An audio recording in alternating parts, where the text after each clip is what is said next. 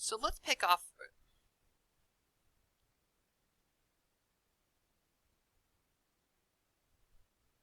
So let's pick up where we left off yesterday.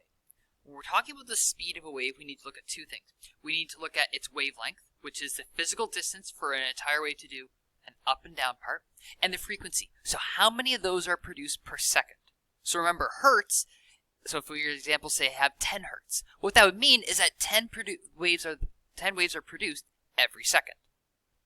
So now, within a medium, so let's say air or solids, the speed of sound is constant. I mean, this assumes things like constant conditions, like temperature, humidity, that sort of thing.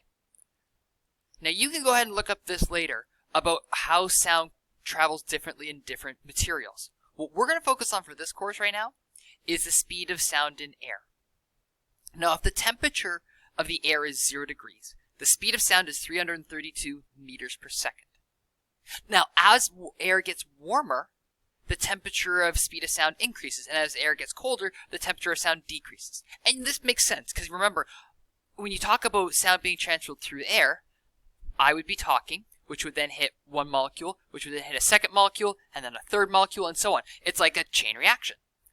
The warmer the air is, the more energy the molecules have. The more energy the molecules have, the more likely the collisions to occur. The more likely the collisions to occur, the faster the energy will transfer. So here's just a few examples of the calculations where you take your temperature in degrees Celsius, you plug it into your equation right here, and then it's 332 plus 0.6 times whatever that temperature is. And if you've got a negative temperature, same idea, you're going to take this and subtract this number right here. So the next concept we need to talk about is the idea of wave interference. And we're going to describe how waves travel in two mediums, either a fixed end or a free end. Now when you think about a fixed end, the example I want you to think of is a guitar string. Remember, a guitar string is tied down on two spots. So when this wave travels along the guitar and it hits the end, it's going to travel back. And when it hits back, it's going to go back, forward again. And it's going to keep going back and forth along the wave. Now if you think of this as being sort of a positive wave on the top, it becomes a negative wave on the way back down. So it's sort of reflected on the x-axis as it goes through.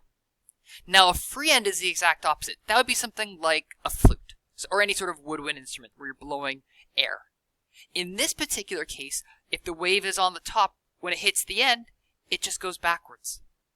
Now how waves interact is very important for our next concept here, which is the idea of wave interference. So this is a fairly complicated example we have to the left here.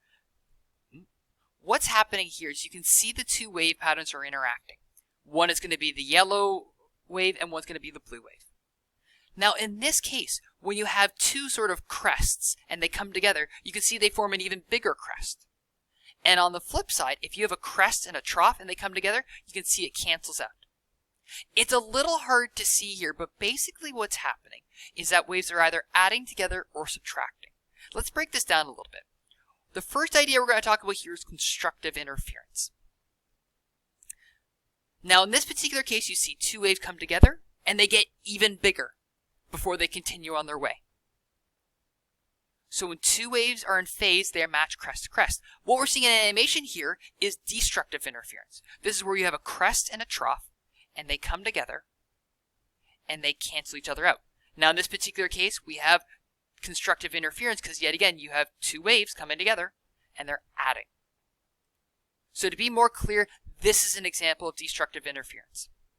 This is where the waves are considered out of phase. And what that means is you've got a crest and a trough. And notice when they hit, they cancel out. So for this next demonstration we've got right here, it's going to hit a tuning fork. And you might be able to hear that sound right there. So the first tuning fork here has a frequency of 250 hertz. The next one's 238 hertz. They kind of sound the same.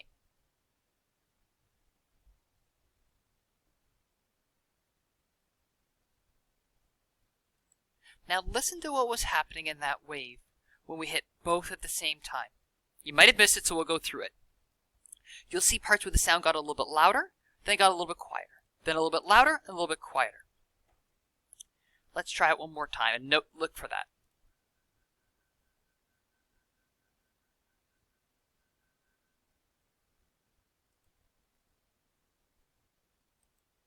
So in this particular case, these are examples of constructive interference and destructive interference. Let's get a visual here. You could take a look at the red wave here and the blue wave here. Now this red wave here looks almost identical to the blue wave, but you'll see is that there's parts where the red wave and the blue wave are directly on top of each other. And what you'll see is an example like right here, where you have a really high peak as a result. Sometimes the waves are out of phase, like right here. And what we're seeing there is destructive interference. So two sound waves at similar frequencies interfere to produce beats with volume oscillating between loud, which is constructive interference, and soft, which is destructive interference.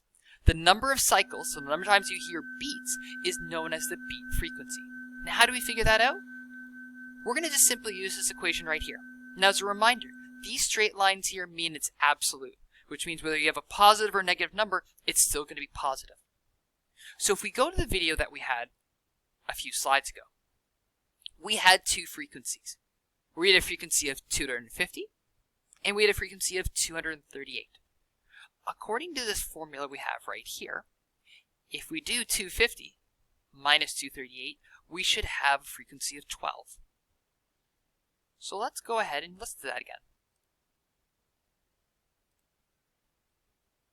The math says we should hear about 12 beats a second.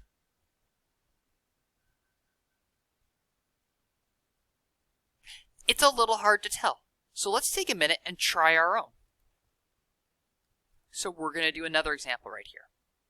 In the left ear, you're going to hear a frequency of 500 Hz. In the right ear, you're going to hear a frequency of 503 Hz. So if you play them,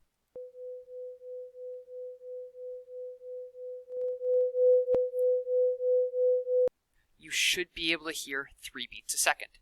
Now if you can't, what I recommend you do is take your headphones off, turn the volume up high, and hit play again. And it should be much more pronounced. You should be able to hear the wave interference pattern, where there's constructive interference occurring and destructive interference.